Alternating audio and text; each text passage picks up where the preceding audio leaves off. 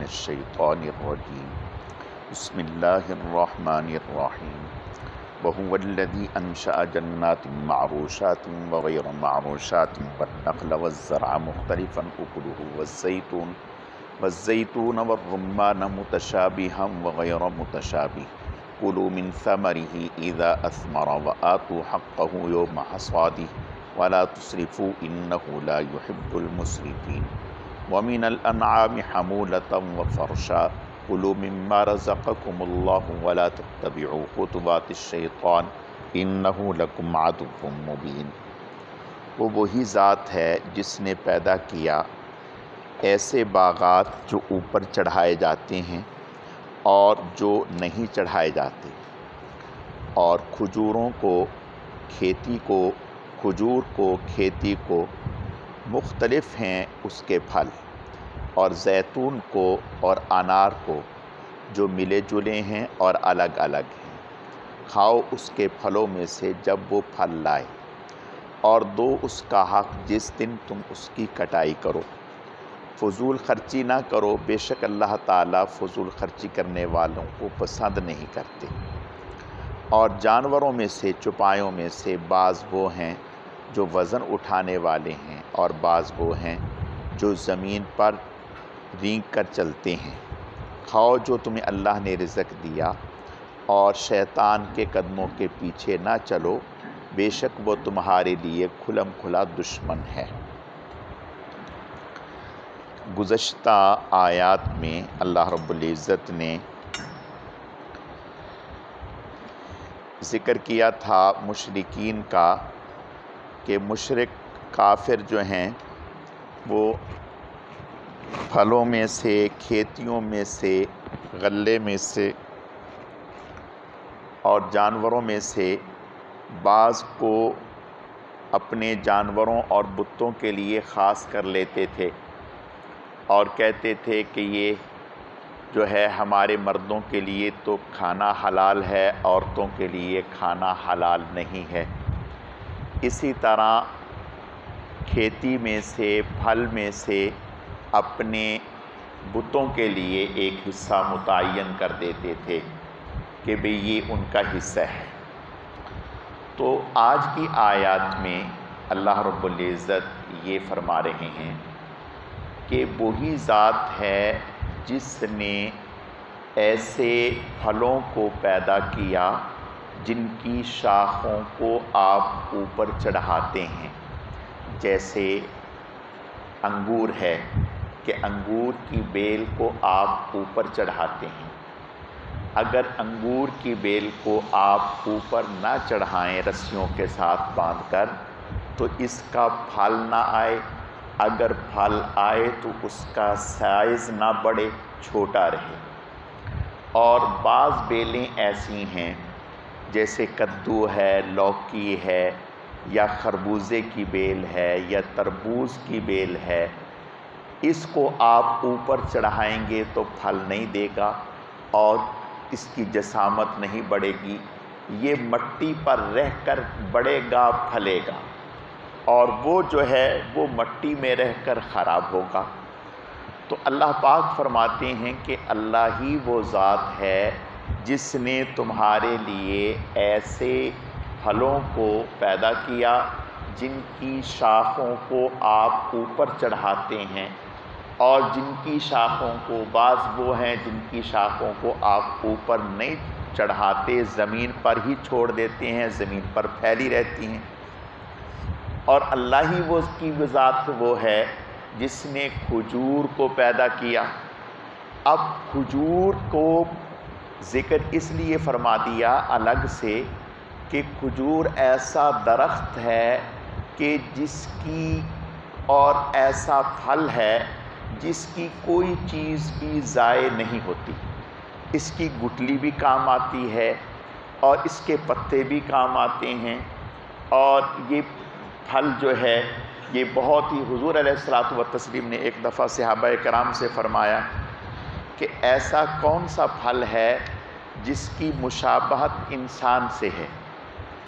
تو صحابہ کرام رضوان اللہ علیہم اجمعین کوئی جواب نہ دے سکے، حضرت عبداللہ بن عمر رضی اللہ تعالیٰ عنہ فرماتے ہیں کہ میرے ذہن میں جواب آ گیا تھا، لیکن میں شرم کے مارے کہ حضرت سیدنا صدیق اکبر بھی موجود تھے، حضرت عمر رضی اللہ تعالیٰ عنہ بھی موجود تھے، اور بھی بڑے بڑے صحابہ، کہ ان کی موجودگی میں بولوں، تو میں شرم کی وجہ سے نہ بولا، ورنہ میرے ذہن میں آ گیا تھا وہ کھجور کا درخت ہے۔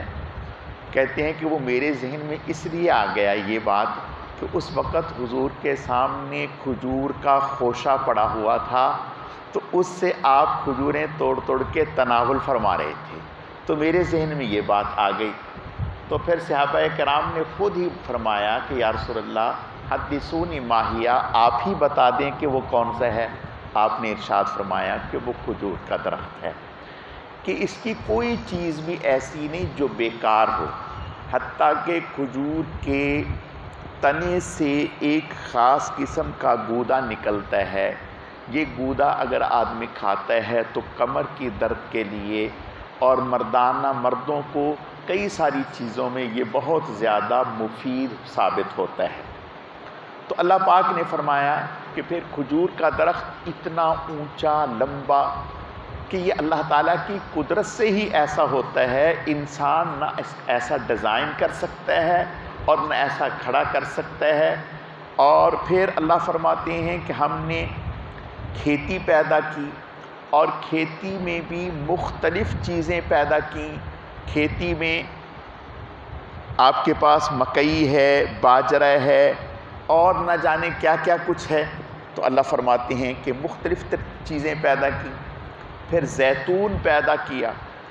اب زیتون جو ہے یہ پھل کئی ساری بیماریوں کے لیے مفید ہے، اس کا تیل بہت صاف شفاف، ہزاروں بیماریوں کے لیے اللہ نے اس میں صحت رکھی ہے۔ پھر فرمایا انار پیدا کیے۔ پھر زیتون کے پھل میں مختلف قسمیں پیدا کر دیں، پھر انار میں مختلف قسمیں پیدا کر دیں۔ اللہ پاک فرماتے ہیں کہ آپ غور کریں کہ جتنے بھی پھل ہیں وہ تو بظاہر لکڑیاں ہیں، یعنی اگر آپ دیکھیں ایک پیڑ جو ہے، درخت جو ہے، تنا وہ ایک لکڑی تو ہے، تو اس لکڑی سے مٹھاس، اس لکڑی سے پھل، یہ بظاہر عقل میں آنے والی بات نہیں ہے کہ ایک لکڑی سے پھل نکل آئے، ایک لکڑی سے پھول نکل آئے، ایک لکڑی سے خوشبو نکل آئے، ایک لکڑی سے ایسا پھول نکل آئے جس میں خوشبو، پھل ایسا نکل آئے جس کی جسامت الگ، جس کی رنگت الگ، جس کا ذائقہ الگ، جس کی تاثیر الگ۔ زمین سے کھیتی نکل رہی ہے، ہزاروں قسم کی کھیتیاں ہیں جن کی تاثیر الگ، جن کا ذائقہ الگ۔ تو اللہ فرماتے ہیں کہ ذرا غور تو کرو کہ یہ کون پیدا کرنے والا ہے۔ روئے زمین پر یاد رکھیں آج تک کسی انسان نے یہ دعویٰ نہیں کیا کہ میں نے اس کو پیدا کیا ہے، اور کوئی اس پر دلائل بھی نہیں دے سکا کہ میں نے پیدا کیا۔ صرف اور صرف اللہ کی ذات ہے جو یہ کہتے ہیں کہ ہم نے اس کو پیدا کیا زمین سے۔ اور پھر دیکھو انسان تو بس اتنا ہی کرتا ہے کہ زمین کو تیار کرتا ہے اور اس میں بیج ڈال دیتا ہے، اور بیج مٹی کی تہوں میں چھپ جاتا ہے، بس اس سے زیادہ انسان کیا کر سکتا ہے؟ کچھ بھی نہیں کر سکتا۔ اب اس زمین سے پھل پیدا کرنا، کھیتی پیدا کرنا اور دیگر چیزیں پیدا کرنا، یہ اللہ کی قدرت کاملہ سے ہے، ورنہ وہ چاہے تو کچھ بھی پیدا نہ ہو، تو اللہ ہی پیدا کرتے۔ اللہ فرماتے ہیں کہ پیدا ہم کریں، رزق ہم دیں، پھل ہم دیں، اناج، کھیتی، غلہ ہم دیں، تمہارے جانوروں کو چارہ ہم پیدا کریں۔ تم کس قدر ظالم ہو کہ ہماری پیدا کردہ چیزوں میں بتوں کو جو بیکار ہیں، نہ نفع نقصان کے مالک ہیں، نہ سنتے ہیں، نہ تمہاری طرف متوجہ ہوتے ہیں، تمہاری تکلیف تو کیا دور کریں گے، ان کے اوپر مکھی آ کر کے بیٹھ جائے تو اس کو ہٹا نہ سکیں، ان کے سامنے سے مکھی کھانا چرا کر کے لے جائے تو روک نہ سکیں، ان کے اوپر آ کر کوئی کتا بلہ پیشاب کر دے تو روک نہ سکیں، ان کو تم اللہ کی پیدا کردہ چیزوں میں شریک کرتے ہو، اس سے بڑا ظلم کیا ہوگا؟ آج کافر اور مشرک جو ہیں ہر زمانے میں رہے، تو بعض کافر یہ کہتے تھے کہ یہ کائنات خود بخود ہے، یعنی یہ خود بخود بنی ہے، اور بعد میں تو یہ کہا کہ انسان جو ہے یہ ترقی کر کے انسان بنا ہے، ورنہ تو یہ بدمانس تھا، اس سے جو ہے اس نے ترقی کی تو انسان بن گیا۔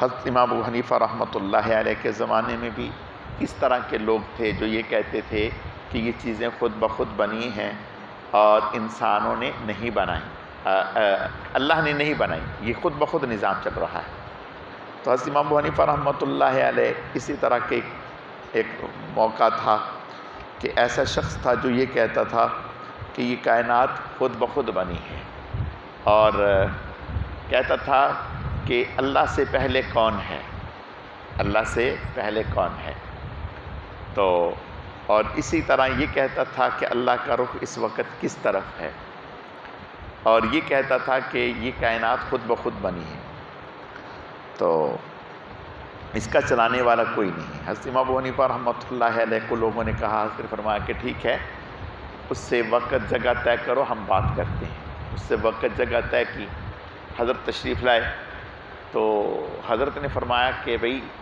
دیکھو میں آ رہا تھا تو راستے میں ایک درخت جو تھا وہ گرا اور اس کے تختے بنے، اور پھر تختے ایک خاص انداز سے ایک دوسرے کے ساتھ جڑتے گئے، کشتی بنی، پھر وہ بغیر چلانے والے کے چلتے ہوئے دوسرے کنارے پر پہنچ گئی۔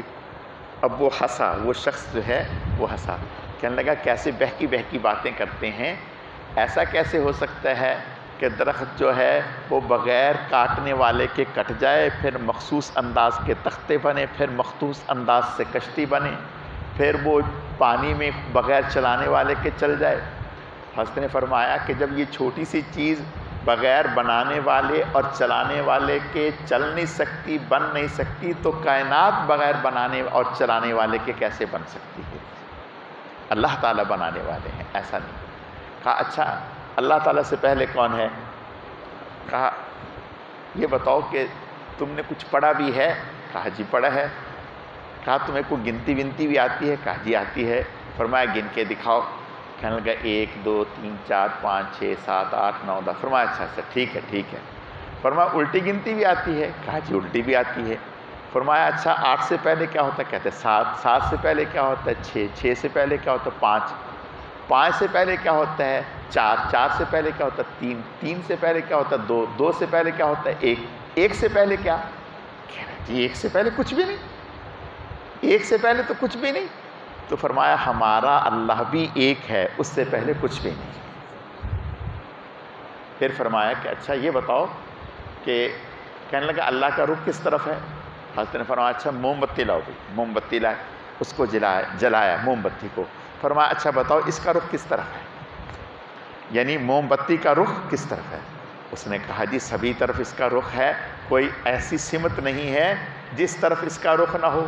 فرمایا تم ایک مخلوق کا رخ طے نہیں کر سکتے، خالق کا رخ کیسے طے کر سکتے؟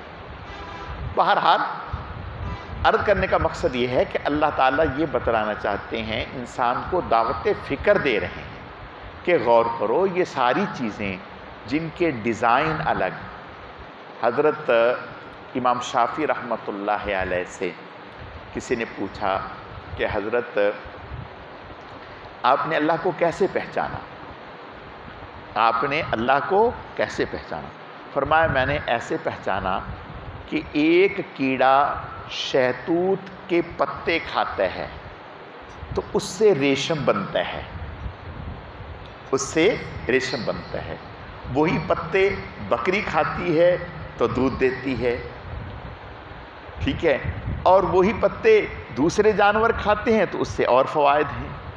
تو اس کا مطلب یہ ہوا کہ ان پتوں میں اللہ نے ریشم کے کیڑے کے لیے الگ تاثیر رکھ دی، بکری کے لیے الگ تاثیر رکھ دی، اوروں کے لیے الگ تاثیر رکھ دی۔ اور پھر فرمایا کہ دیکھو بھائی ایک محل ہے ایسا جس محل میں کوئی سوراخ نہیں، کوئی سوراخ نہیں، اور ہوا کا کوئی گزر نہیں، اور کسی کی وہاں تک وہ ہے نہیں، دسترس نہیں اندر تک، لیکن اس میں بہت ہی خوبصورت ایک جاندار پیدا ہوتا ہے۔ اس نے کہا کہ حضرت ایسا کیسے ہو سکتا ہے کہ محل اور وہ بھی اندر سے سنہری، اور جس میں سوراخ بھی کوئی نہیں، روشن دان بھی کوئی نہیں، اور جب اس کو ٹوٹا تو اندر سے جاندار پیدا ہوا۔ فرمایا ہاں انڈا ہے نا، انڈا، مرغی کا انڈا۔ فرمایا کہ دیکھو انڈا جو ہے اندر سے اس کا گولڈن سا کلر ہوتا ہے، تو فرمایا بالکل بند ہے، کہیں کوئی سوراخ نہیں ہے، کوئی گزر نہیں ہے، یہ ایک چند دن تک مرغی کے پروں کے نیچے رہتا ہے تو اللہ تعالیٰ اس سے چوزا پیدا کر دیتے ہیں۔ یخرج الحی من المیت ومخرج المیت من الحی، وہ زندہ سے مردہ، بظاہر انڈا بے جان ہے، مردہ ہے، اس میں کوئی جان، کوئی حرکت نہیں ہے، تو اللہ نے جاندار مرغی سے انڈے کو پیدا کیا، اور پھر انڈا جو بے جان ہے، جس میں بظاہر کوئی حرکت نہیں ہے، کوئی سوراخ نہیں ہے، اس سے اللہ نے بچے کو پیدا کر دیا۔ یہ اس کی قدرت کاملہ ہے۔ تو اللہ فرماتے ہیں کہ یہ ساری نعمتیں تو ہم نے پیدا کی، اور تم کیسے ظالم ہو کہ ہماری نعمتیں جو ہم نے پیدا کی، جس میں کوئی بھی شریک نہیں ہے، اب تم ان میں لا کر کے ایک پتھروں کو، بتوں کو، ہاتھ سے تراشے ہوئے لکڑیوں کو تم الہ قرار دے رہے ہو اور انہیں شریک ٹھہرا رہے ہو۔ اور پھر ارشاد فرمایا وَلَا تُسْرِفُوا إِنَّهُ لَا يُحِبُّ الْمُسْرِفِينَ، کھانے پینے میں فضول خرچی نہ کرو، ہاں کھاؤ، خوب کھاؤ، لیکن ایسا کہ ضائع کرو، یہ اللہ تعالیٰ کو پسند نہیں۔ اور پھر ساتھ ہی فرمایا کہ جیسے ہم نے کھیتیوں میں، پھلوں میں مختلف قسم کی شکلیں، صورتیں، مختلف ذائقے، مختلف رنگ پیدا کیے، اسی طرح جانوروں میں بھی بعض وہ ہیں جو تمہارے وزن اٹھانے کے کام آتے ہیں، جیسے اونٹ ہے، گھوڑا ہے، اور جانور ہیں، تو فرمایا بعض وہ ہیں جو تمہارے وزن اٹھانے کے کام آتے ہیں، اور بعض وہ ہیں جو زمین پر چلتے ہیں۔ فرمایا کہ ان سب میں سے کھاؤ جو اللہ نے تمہیں رزق دیے ہے، وَلَا تَتَّبِعُوا خُطُوَاتِ الشَّيْطَانِ، شیطان کے پیچھے نہ چلو۔ کیا مطلب؟ یعنی اللہ نے تو ان نعمتوں کو تمہارے لیے حلال کر دیا، اور تم نے بتوں کے بہکاوے میں آ کر ان کو خوش کرنے کے لیے بعض جانوروں کو اپنے اوپر حرام کر دیا اور بعض کو حلال کیا۔ اللہ نے تو سب کو تمہارے اوپر حلال کیا تھا، اور تم نے اپنی نالائکی کی وجہ سے ان کے اوپر حرام کر دیا اور شیطان کے بہکاوے میں آ گئے۔ إِنَّهُ لَكُمْ عَدُوٌّ مُّبِينٌ، وہ تمہارے لیے کھلم دشمن ہے۔